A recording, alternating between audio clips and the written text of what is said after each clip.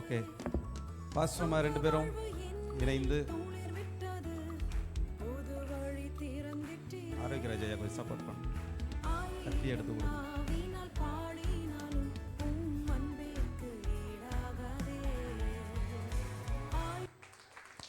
கரங்களை தட்டி நாம் அதில் உற்சாகப்படுத்துவோம்.